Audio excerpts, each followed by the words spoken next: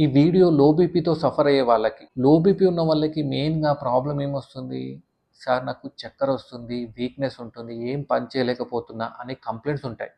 వాళ్ళు మెయిన్‌గా చేయాల్సిందేంటంటే daily water 3 litres తీసుకోవాలి. 2.5-3 లీటర్స్ డైలీ రెగ్యులర్‌గా తీసుకోవాలి. అదే కాకుండా సాల్ట్ ఏం చేస్తారు? తక్కువ మోతాదులో తీసుకుంటారు. సో, అలా కాకుండా సాల్ట్ నార్మల్ కంటెంట్‌లో తీసుకోవాలి. అదే కాకుండా డైట్‌లో ఫ్రూట్స్ అండ్ వెజిటబుల్స్ పక్కాగా యాడ్ చేసుకోవాలి. ఫ్రూట్స్ కూడా మంచి మోతాదులో తీసుకోవాలి. అండ్ అదే కాకుండా డ్రై ఫ్రూట్స్ కూడా అన్ని రకాల డ్రై ఫ్రూట్స్ అండ్ నట్స్ అన్నీ తీసుకోవచ్చు.